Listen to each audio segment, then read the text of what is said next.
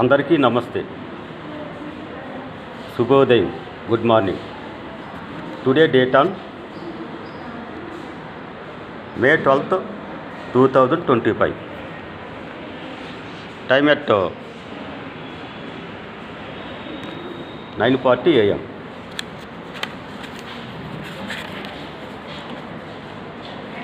ఈరోజు కూర్మ జయంతి, అన్నమాచార్య జయంతి, వైశాఖ పూర్ణిమ, బుద్ధి పూర్ణిమ, మహావైశాఖి కాళ్ళకూరి వెంకటేశ్వర స్వామి వారు మరియు ఉప్పులూరి చెన్న కేశవ స్వామి వాళ్ళ యొక్క రథోత్సవం ఈరోజు. నేను మనస్ఫూర్తిగా ధన్యవాదాలు, నమస్కారాలు, నమస్సుమాంజలి తెలియజేస్తున్నాను. ఈరోజు ఈ జయంతి పురస్కరించుకోండి. సో టుడే టాపిక్ ఈజ్ రాజ్యాంగమే సర్వోన్నతం. The Indian constitution of law is the supreme of the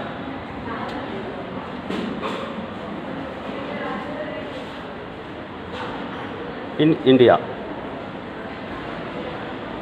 అయితే మే 14, 2025 సుప్రీంకోర్టు చీఫ్ జస్టిస్గా షెడ్యూల్డ్ కులానికి చెందినటువంటి high court senior justice Shri Bhushan Ramakrishna Gavai garu నూతన చీఫ్ జస్టిస్ ఆఫ్ ఇండియాగా 14వ తారీఖు మే 2025 ప్రమాణ స్వీకారం చేయబోతున్నారు, పదవిని చేపట్టబోతున్నారు. అలాగే పదవి విరమణ చేస్తున్నటువంటి చీఫ్ జస్టిస్ ఆఫ్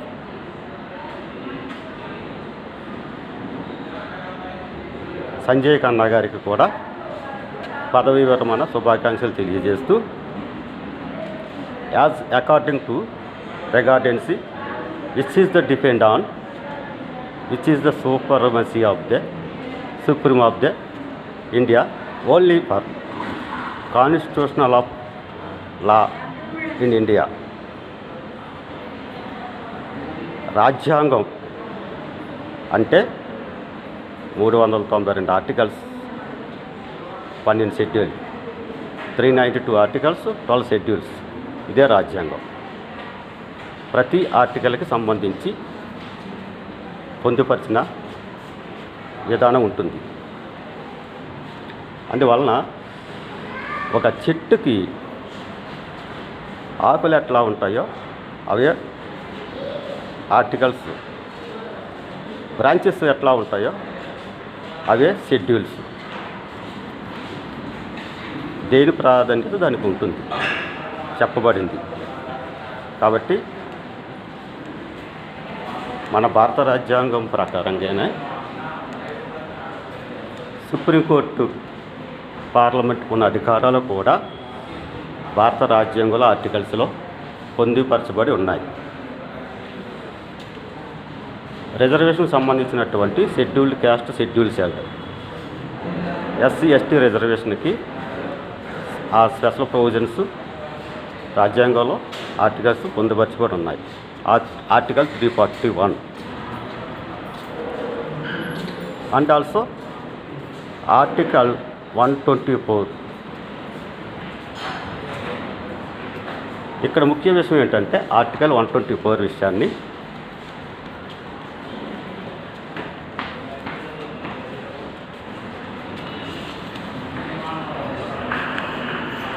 ఆర్టికల్ 124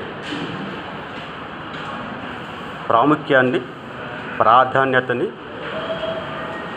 తెలియజేయవలసిన విషయం వచ్చి ఉన్నది. ఈ ఆర్టికల్ 124 ఏం చెప్తుందంటే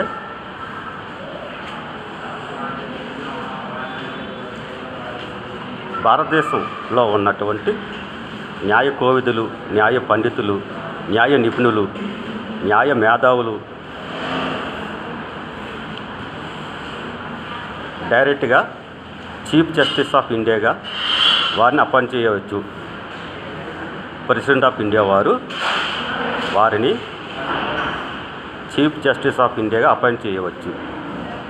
మన రాజ్యాంగంలో article 124 law scientist as a discussionist jurist as according to regarding mention to the Indian constitution of law. అయితే సర్వసాధారణంగా ఇప్పుడు జరుగుతున్నటువంటి చీఫ్ జస్టిస్ హోదా chief justice of India succeeding జరుగుతుంది. సీనియారిటీ ఇన్ సక్సీడింగ్ వారికే సిజేఐగా చీఫ్ జస్టిస్ ఆఫ్ ఇండియాగా వారు పదవి చేపడుతున్నారు. హోదా కల్పించబడుతుంది. అయితే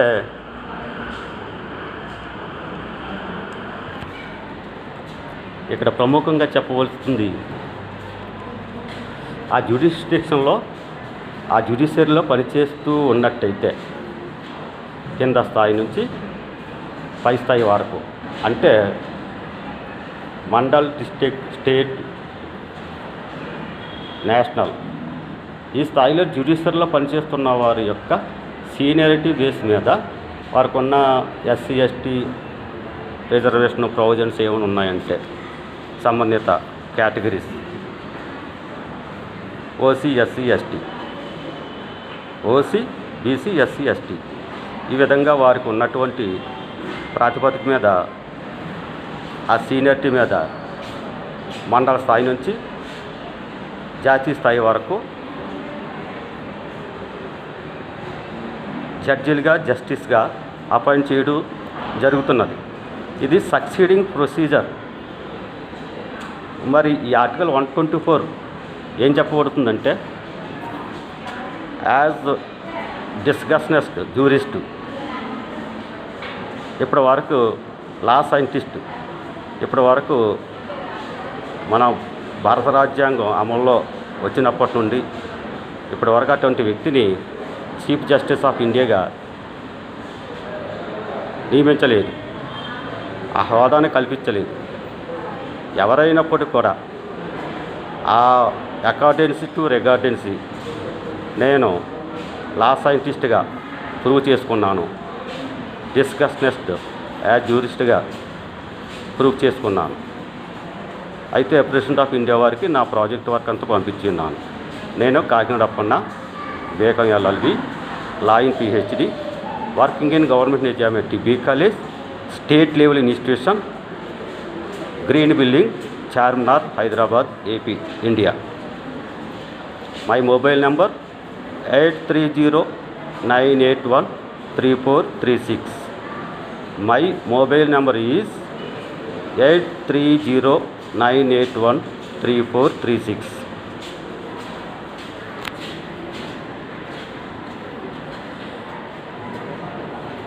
నేను రెల్లి కులానికి చెందినటువంటి ఎస్సీ. అయితే భారత రాజ్యాంగమే సర్వోన్నతం కలిగినటువంటి విధానంలో కొత్తగా సిజేఐగా వస్తున్నటువంటి బిఆర్ గవాయి గారికి నా మనస్ఫూర్తిగా ధన్యవాదాలు, మనస్సుమాంజనీయులు. Congrats sir. Welcome to honourable with heartful. Congrats sir.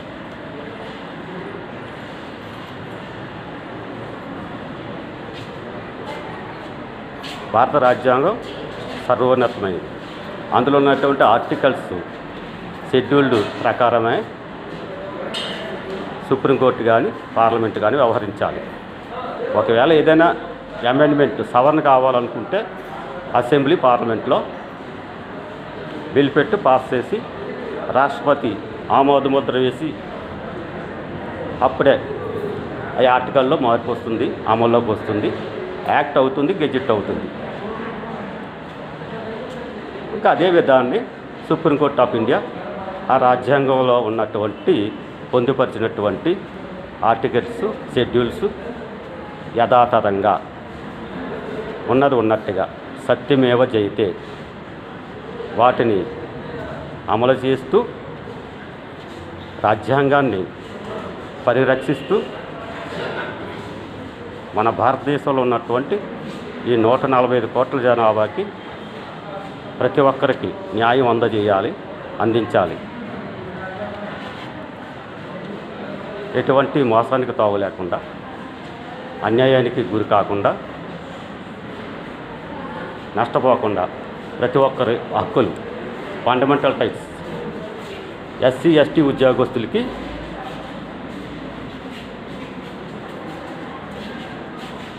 Article 341, article 14, 15, 16, 17, 18, 19, 20, 21, 22, అలాగే ఆర్టికల్ 124.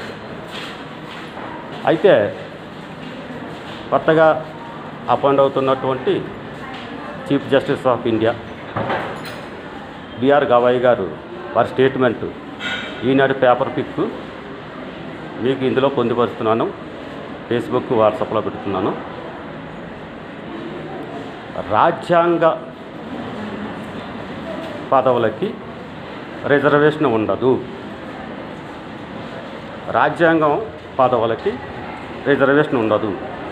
అయితే భారత రాజ్యాంగంలో ఎవరెవరికి రిజర్వేషన్ కల్పించబడాలి అనే ఉద్దేశంతో నిర్దేశించబడి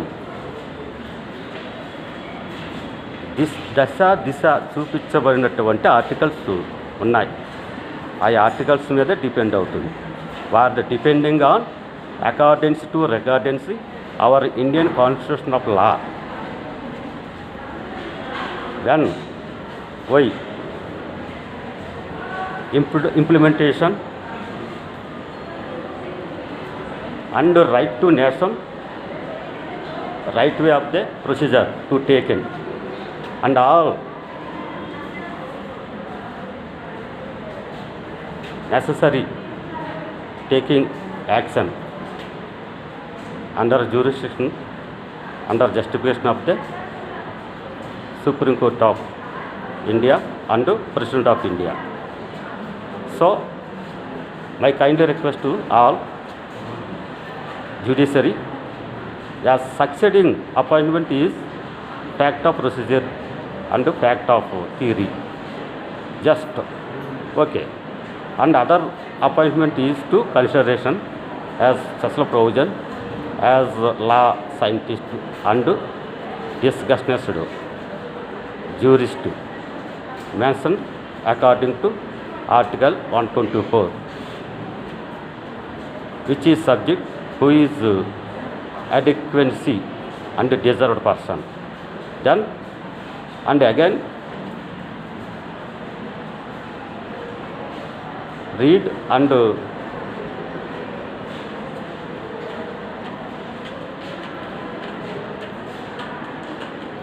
detailed depend on